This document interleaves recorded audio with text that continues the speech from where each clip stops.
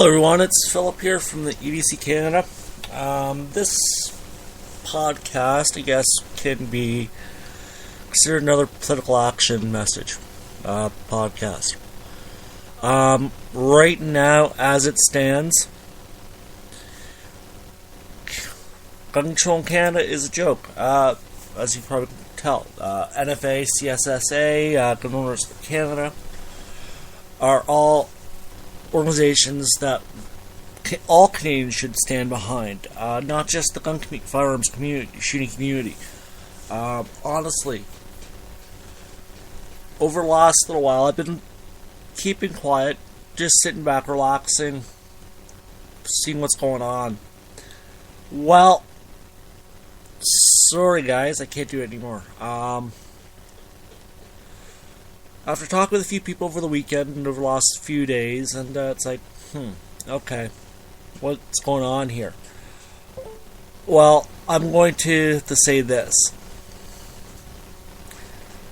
Reclassification of any firearm or any bans on certain firearms isn't affronts our rights as human beings, as citizens of Canada, the US, or wherever. We cannot stand for reclassification of firearms, banning firearms because they look scary. They're a black rifle. Oh, they must be more deadly because they're black. They look a military firearm rifle, a battle rifle. Overall, I mean, I'm a target shooter. Okay, I was a target shooter for a number of years. I'm decent. I wouldn't say I'm one of the best out there. I'm decent. If I was really good, I wouldn't be here today. I'd be on CNN or CBC or wherever, Sun News, wherever, talking about how these laws affect Canadians, or Americans for that matter, in a negative light. Okay? Here in Canada, our laws right now state there's two separate areas. There's one for the person, the firearms owner, which is required a license, either a PAL or RPAL, restricted possession acquisitions license. And there's, in certain classes, the firearm itself has to be registered with the government. Personally, I don't think the government should know what we own. Personally, I mean, very libertarian of me, I know. But honestly, Canadians, we're a bunch of, how can I say this? Pussies. There I said it. We're a bunch of wimps. We don't stand up to our government when we need to. Or if we do stand up to our government, it's all for all the wrong reasons, it seems. I mean, there's stuff that benefits Canadians as a whole, but doesn't. As somebody who has been involved in the shooting sport for a number of years, who got out of it for financial reasons, couldn't afford it, and it was just starting to get back into it, starting to shoot air rifle again, to get my fundamentals back down. I'm a precision shooter. I am a precision shooter. Okay, I mean, I stress precision at all times. My idea of gun control is hitting your target. Having your round hit where you want it to hit. To me, that is gun control. You're controlling your firearm properly. With the RPAL, PAL, restricted, non-restricted, prohibited classes of firearms, it boggles the mind to see what's on some of these lists. On the non-restricted, you have your 1022s, your bolt action rifles, stuff like that. On restricted, you have your more semi-auto AR-15s are restricted. Your pistols are restricted with over a 4.25 inch barrel. Are classified restricted firearms. Anything less than 106 millimeters barrel is considered a prohibited firearm pistol, which makes no logical sense to me. Sorry, guys, but a lot of the issues I've seen reading the NFA and CSSA and Hunters sites over the last few days. It's like, you know what? You have your two sides here. You have your one side that's like they're all for all firearms. If you go to the other side, that they say, oh, who needs an AR-15? Who needs this? Who needs that? Those are not traditional hunting rifles or firearms or target firearms. They are basically, I call, racist. They're basically discrimination. They're discriminating against a firearm because of its appearance. It has the same bloody action as any semi-automatic, because it's a similar action to another semi-automatic. For every shot, pull the trigger, one round comes out. Another pet peeve of mine is, well, I have a couple of pet peeves, is the term assault rifles and sniper rifles. Okay, let's start off with the assault rifle. What is an assault rifle? It is a rifle intermediate caliber, intermediate power. So it's an AR-15, or sorry, not AR. But the AR was originally an assault rifle. What was then classified by the military as the M16, Vietnam fame, and currently is still in service with the U.S. military. The BAR, another assault rifle. That was actually the first true assault rifle, was the Browning automatic rifle. Basically trench gun. That's what it was known for. Assault trenches in World War I.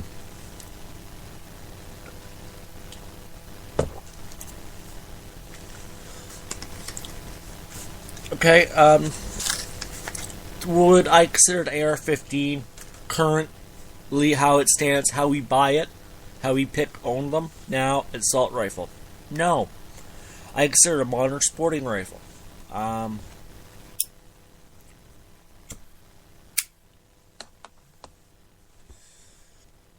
sporting rifle. What's that mean? Well, you go out to the range,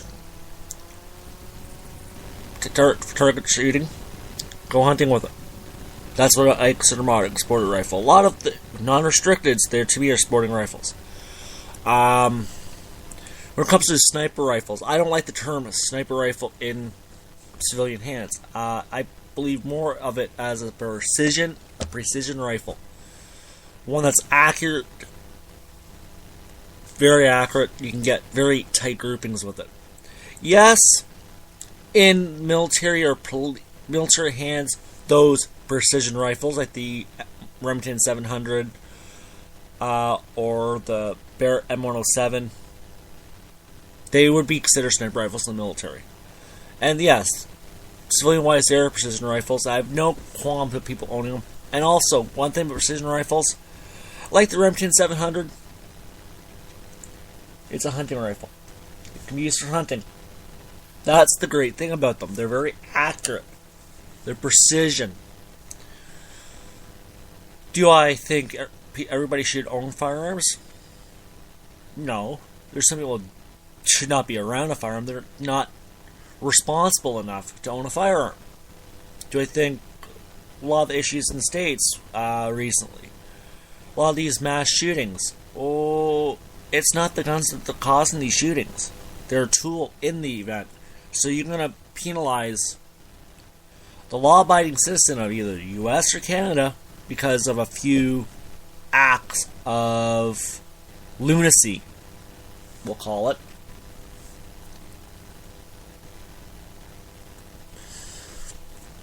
Okay? I mean, I don't care. Canadians are, like I said earlier, a bunch of pussies, wimps. They don't fight for their rights.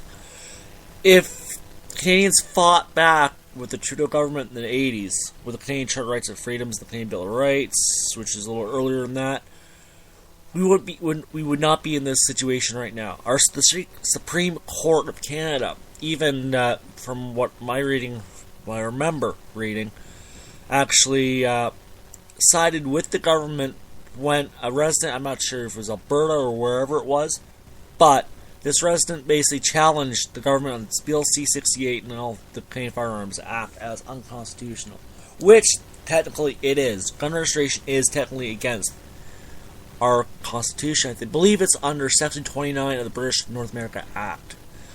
I believe. Don't hold me to that fact. I haven't looked at it in a while, but I believe it's Section 29.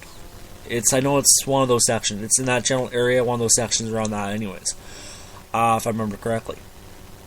But overall, gun control is not something good. Gun control takes that, and gun control also means property rights and self-defense rights are there. Do I think we need concealed carry in Canada? Yes, we do. It's a deterrent. It acts as a deterrent. Even most frontline officers support the idea that I've talked to anyways of concealed carry or authorization to carry here in Canada. That's what it's called, authorization to carry. That's what it's called here in Canada. But the same token, Canadians, like the average citizen of Canada or the US, does not understand it. They see all the bad news on CBS, CNN, MSNBC, wherever, all the other news outlets in the States and Canada. Here in Canada, we have the CBC, CTV, Global. And, yeah, it's kind of odd, but if they would get the actual facts, most of these gun grabbers have never fired a firearm, never fired a rifle, or a pistol, or a shotgun, or anything. And that is the problem. I mean, they never fire. They don't know what it feels. They never felt the recoil. They don't feel connection. They feel like, oh, it's a weapon. It's meant to kill. That's all that the firearm can do is kill, kill, kill, kill. Well, the one rifle I have here is a Daisy air rifle that I use for target shooting, get myself back into the shooting mindset, the shooting, get the fundamentals back. Yeah, and it's kind of weird that when I shoot, I haven't shot precision rifle, which this is a target model of the Daisy I have.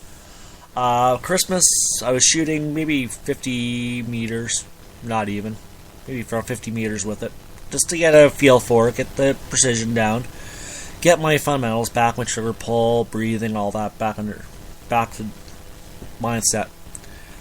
I was able to take, those little small army figurines, plastic army guys. To me, those are great little targets for training, because they teach you precision. So you have a very small window to hit them. It's a very small target. I don't go for center. I go for the head on those, honestly, because it's more challenging. Especially if my rifle has a 3x9 by 30, I believe, scope optic on it. So I mean, came with the rifle, so part of the package. Got the rifle for Christmas from my brother-in-law, who says no, I wanted to get him this. I didn't ask for it. I wasn't expecting it. Was I happy, thrilled? Yeah, because it means it's something for me to get back into the sport. I want to get back into the sport. It's fun. It's relaxing. And a lot of people don't get is it's quite amazing. And yeah, it's kind of one of those things. I enjoy shooting. I enjoy pulling the trigger, setting rounds down range, hitting my targets. I also take joy in teaching new shooters how to be precise with their shots, how to get a feeling for it, teach them the fundamentals, teach them safety. I'm not scared to remount somebody for safety problems. So yeah, it's one of those things that I always enjoy. I love bringing new shooters out, teaching the new shooters how to do all that, and it's fun. It's rewarding for me to see the first shot they take. Sometimes somebody's never fired a rifle or a pistol or whatever. It's always fun to see when they take that first shot, and it's like, wow, this is fun. Yeah.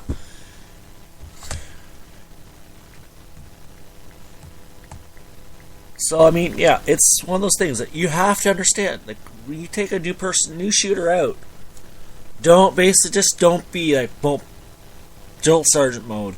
Be friendly. Be relaxed. That puts them at ease. Talk to them like you would a 2-year-old. I know it sounds bad that way, but talk to them like a 2-year-old. Okay? Be nice with it.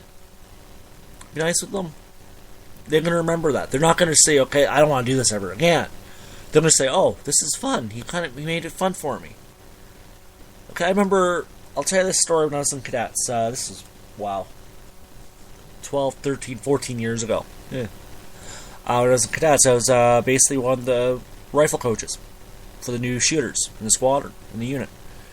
And I remember I had this one cadet, I forget who it is now. The name will come to mind later, guaranteed.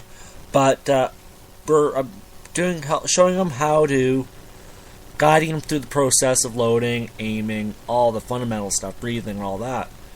And he was doing pretty good. He did pretty good. He was shooting high to the left, I believe. So I said, you know what? You're shooting high to the left every time. Or you're pretty right on. So here you go. Here's what you're going to do. You can do, basically, you can aim about the same distance where your rounds are hitting, but you're going to go down to low right. But the same distance and same spot, opposite spot of the target. Well, sure enough, his next shot, bullseye. Right on the 10 ring. Right on the dot. So he basically comes up to me. When we're done, we get the targets. It's like, great job, guy. Great job. You did a great job. You hit your target. You hit a bullseye. You got a couple bullseyes there. Great. He enjoyed it. He never fired. It was his first time firing a rifle. Now, with cadets, when I was there, we were shooting. Basically.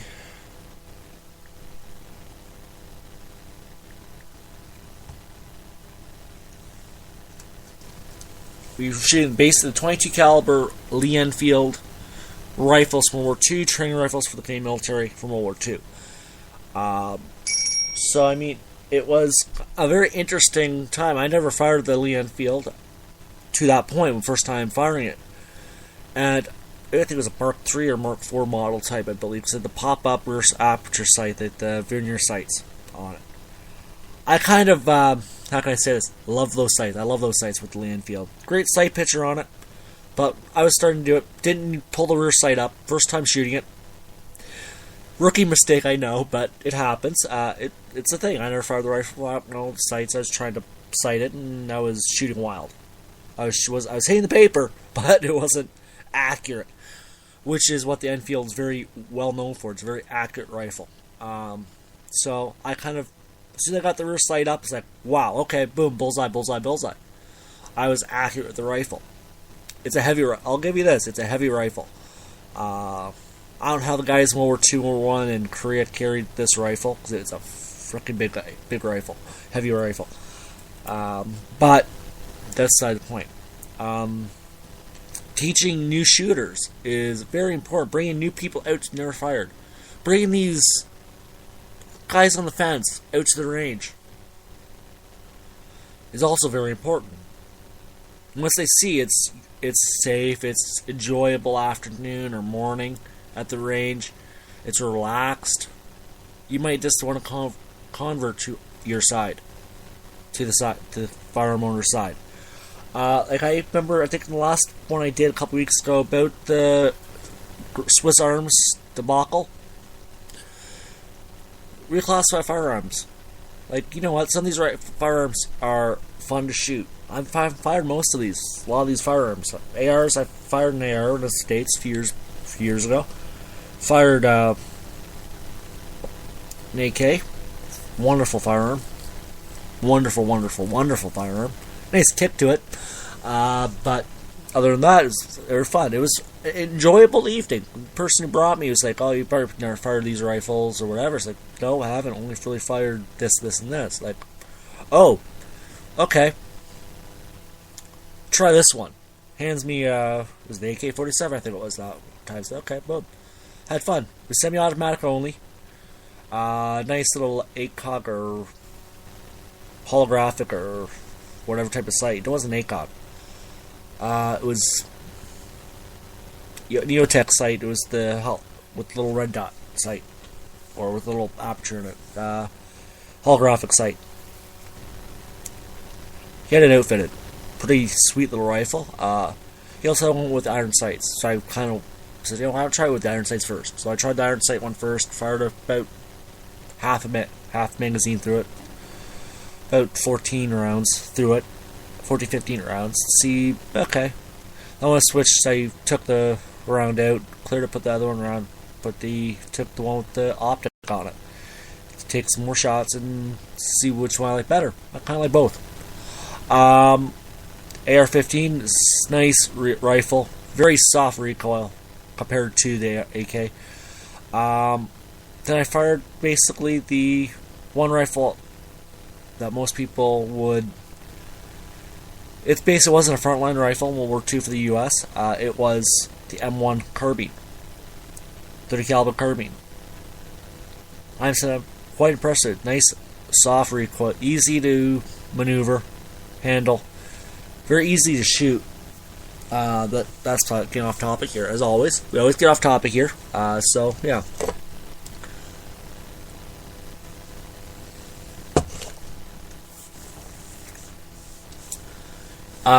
Yeah. Gun control. And let's go back to license, like the person and the tool. Person needs a license, be licensed to own a firearm in Canada. If they don't have that license in possession of a firearm, they are automatically a criminal, get a 3-year prison sentence. To me, owning property like a firearm should not land you in jail. You shouldn't have to have permission from the government to own a firearm. I mean, I agree that if you're a criminal, you've been into jail or prison, or you should be banned from owning firearms.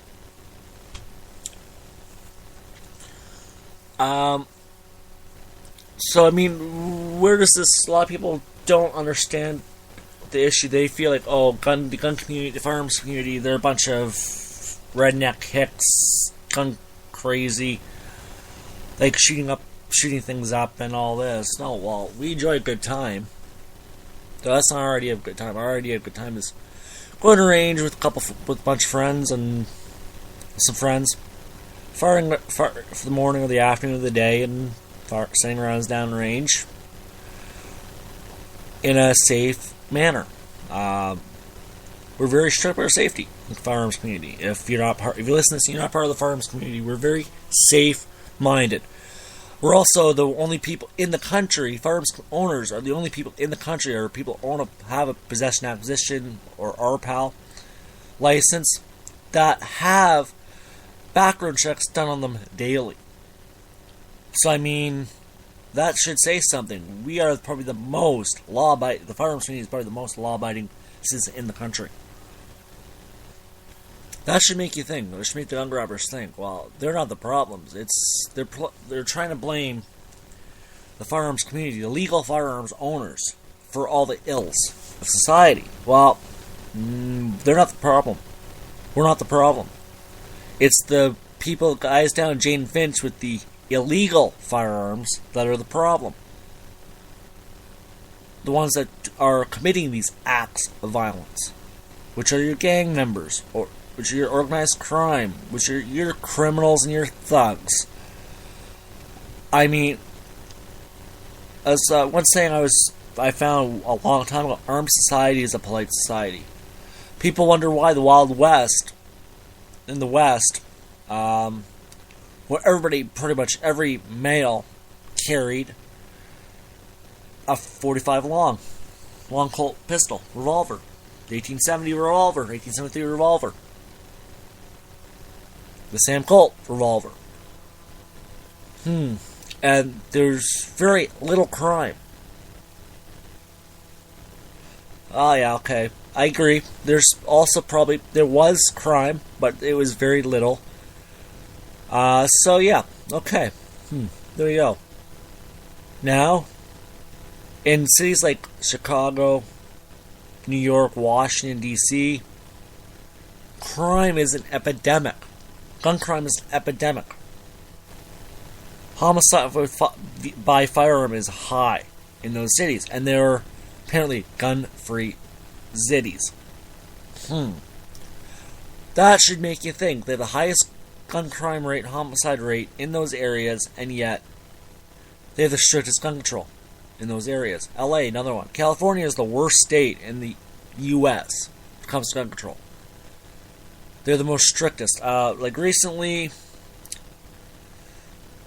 Aries armor is rated because they what's known as 80% lowers. I think I mentioned this in the last podcast, but they were rated by the ATF because they want to know who has these 80% lowers, who's building their own ARs, unregistered ARs, pretty much.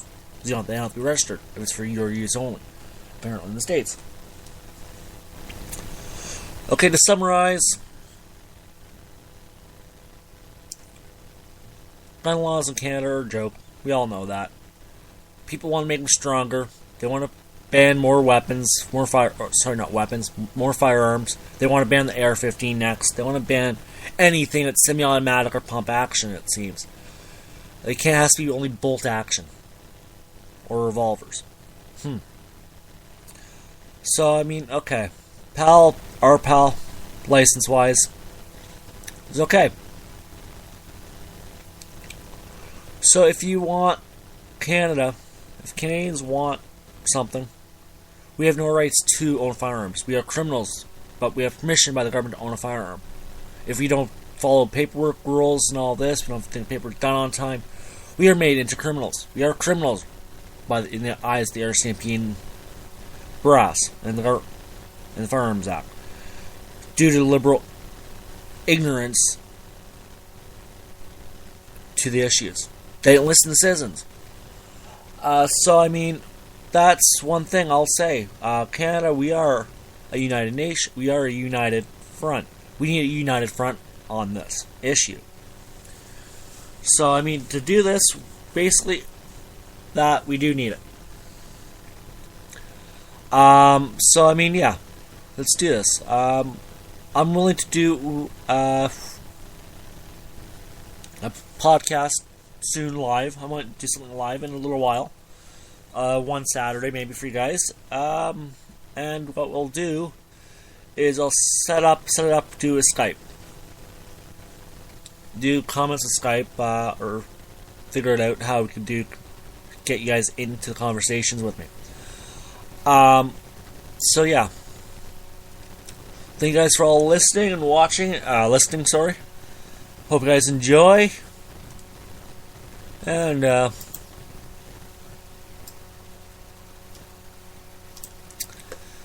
let's end the show off with a little bit of, I think it's Foreigner.